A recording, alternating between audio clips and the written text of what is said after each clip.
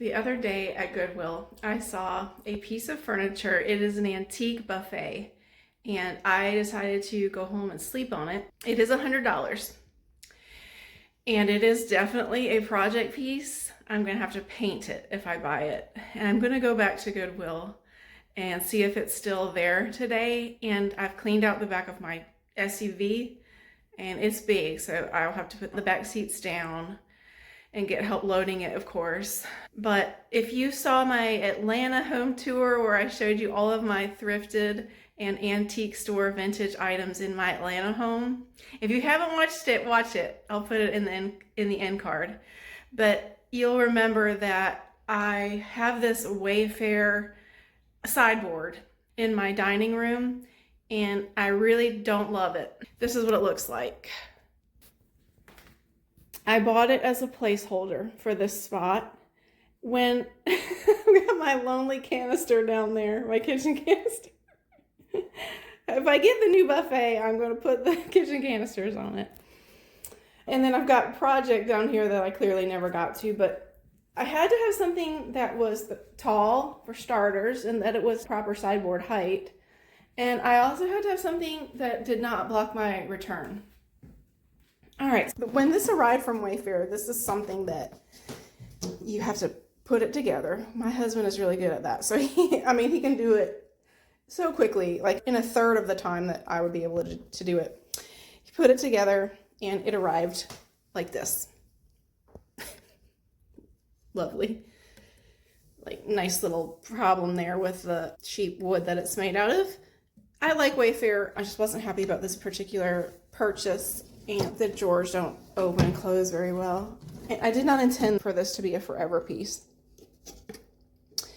So what happened was I contacted Wayfair and I told them that it arrived with a damaged drawer, and I took pictures of it, and I was hoping that they would give me a refund and say just keep it. They didn't do that. They just sent me replacement drawer parts, which, you know, we haven't even put those on. So anyway, if I go back to Goodwill today and that beautiful antique buffet is still there, I think I'm gonna get it. It's $100. If I were to paint it and distress it and seal it, I've done this a million times with furniture and I know I can make it look amazing, then I think it would sell between $400 and $500 in my booth. So that would be a nice markup. And you have to understand that when you're putting that much work into a piece of furniture, there has to be a decent profit margin involved that you're able to get. But if I do all that work, I don't think I'm gonna put it in my antique booth. I think I would keep it and put it in this spot. I would definitely keep my mom's mid-century modern metal art that I inherited from her. I mean, I've already thought about what color I'd paint it. When I first started flipping furniture, I watched YouTube videos and I learned how to do it. And I thought that I needed to have Annie Sloan chalk paint. Now don't get me wrong, Annie Sloan chalk paint is a very nice paint, but it's also very expensive. And I was driving from Stone Mountain, Georgia to Norcross, Georgia to go to this little boutique in downtown historic Norcross to buy Annie Sloan chalk paint. Then I found Rust-Oleum chalk paint. Now they don't have as many colors, but it's half the price and it's also a good quality paint. So I've already picked out the color that I'm gonna paint this buffet if it's still at Goodwill when I get there today. I've already cleaned out my car. I've already smelled the inside of the antique buffet and it doesn't smell, so that's good. No mildew or musty smell. And I have already checked the drawers and the cabinets and they all open just right. And it has all of its original hardware, which is awesome considering the age. So, this project piece, let's go to Goodwill and see if it's still there.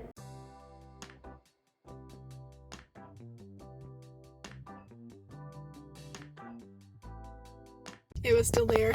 I bought it. I'm so excited. So now I'm going to just go to the pickup location and get some help loading it into my car. But of course, since I was there, I did have to take a quick spin around the hard goods section. And I found a really lovely vintage decanter with the sunburst design on it. I think it's vintage. It definitely appears to be. It was $4.09. And the stopper's so nice now, I'm kind of wondering maybe if it's newer. But anyway, it's really cool. Decanters sell great for me. And I got a bundle of paintbrushes for $4.09. I figured that was a good omen, you know, because I'm going to have to paint this piece of furniture. So, so why not buy some paintbrushes to help me get started with it? So you may be wondering why I'm doing this in my thumbnail with that expression on my face. And I'm not going to go so far as to say that I have buyer's remorse right now, because I still really love this piece. And I think it's going to be a really fun project for me, and I think it's going to turn out beautifully. But I could tell that when my husband helped me get it out of my car, he was kind of like, oh my gosh, what have you gotten yourself into? Because, well, for one thing, it's in pretty rough shape. It literally looks like at least one of the legs has been chewed by a dog. The reason I know this is because our dog Susan, she chewed wood. That was her thing. Like, I found that puppies have like different mediums for what they like to destroy. Some like plastic, some like wood, some like shoes, you know, fabrics. Well, I can tell that a dog did this damage to a leg. I'm not deterred by that. The main problem is that it's enormous. It's weird because at Goodwill, it's such a large building. My favorite Goodwill that I shop at all the time used to be a Best Buy's building. So it's a very large building. So it's like a matter of scale, right? Things look smaller because the building is so enormous. So it didn't look so big in the store. Now that I have it here in this little home office in my basement, it looks enormous.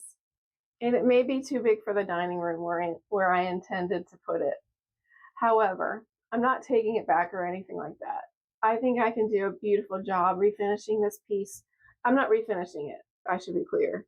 I'm going to paint it, distress it, and then seal it. Well, all of that happens after the prep work. And I think it's going to look gorgeous when I do all those things. If it's too big for my dining room here in my smaller house, I will put it in my antique booth, where it will take up nearly an entire wall.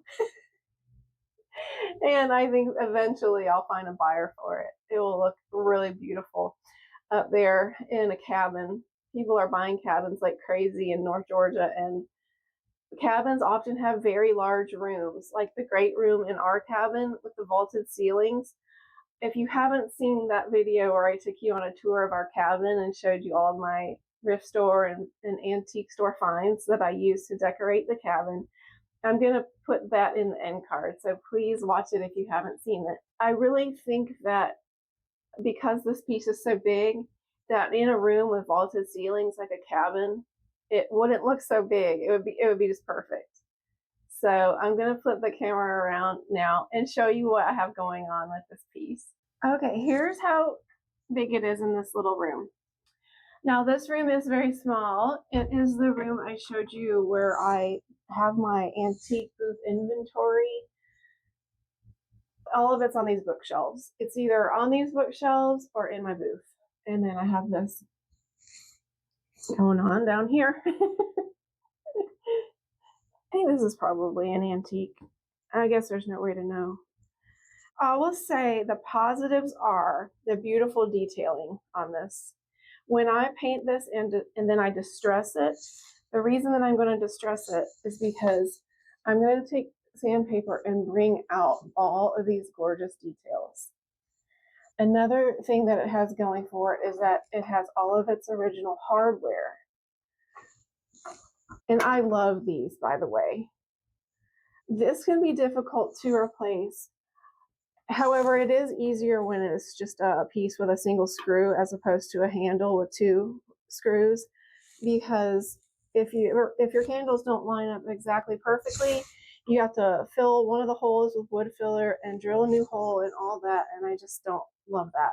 It's much better when a piece has all of its hardware. So that's really good. This door, this happened when I was at the thrift store when I was testing this out. This came off, but that's not a big deal. I just need to tighten it. And then I did smell the inside and it doesn't smell bad. So that's a positive. if you get furniture and you're gonna redo it and it does smell bad, you can put dryer sheets in it and close the doors up and it will absorb some of the odor. But it's better if it doesn't smell to begin with. This is pretty. The blue velvet on the inside. It's dirty and I'm not sure yet what I'm gonna do. I'm probably just gonna vacuum it. This would have been for your silverware so that your silverware was nice and cushioned by the velvet. So this is all still here. The drawers open and close right. This door, see this little thing right here? That's what holds the store closed. And it was like this in the thrift store where it was pushed in too far and I need two hands to do it, which I can't do when I'm filming, but this will be fine. I just need to like do a little adjustment on it. Okay, so here's some of the problems. This is what I was talking about. On one of the legs, this leg looks like it was chewed by a dog. But you know what? Paint is very forgiving, especially chalk paint, which is one of the reasons why I love that paint. So I'm just going to hand sand that, make it smooth, and just paint over it. And the only other problem I would say is the feet on it. Each foot should have these 4 rounded pieces, and that one is missing 2 of them. This leg is missing 3. This leg is missing 2, and that leg is missing all of them. So I'm going to ask my husband what he thinks.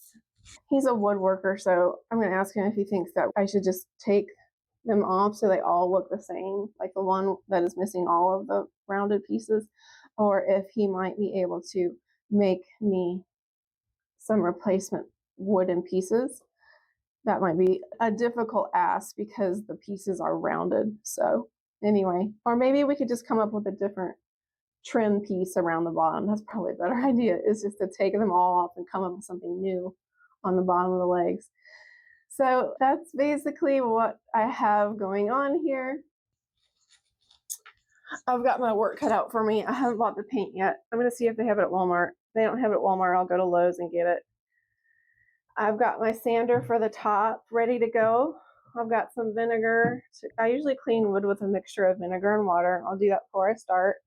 No need to clean the top, and I'm going to sand the top anyway. And then this is going to be for the hardware. I'm going to put this antique gold paste wax on the hardware, let it dry, and then spray it with Mod Podge. I promise you guys. I know some of you are probably saying, don't paint it, don't paint it, but it's the only answer for this. Refinishing this beast is just, it wouldn't go well for me. It's not refinishable. It needs to be painted and it's gonna look gorgeous, I promise. I'm going to do a deep dig in Facebook and see if I can find some pictures to show you some pieces that I painted and flipped. I haven't been doing that as much as I did when I had my antique booth in Atlanta. That was how I made my rent every month. I had to sell a piece of furniture every month. I'll go into that in another video. But I haven't done a piece like this in a long time, but I'm looking forward to it. And I know it's going to be beautiful when it's done, even if it is enormous. I'll show you some pictures now of some pieces that I refinished previously and sold in my antique booth.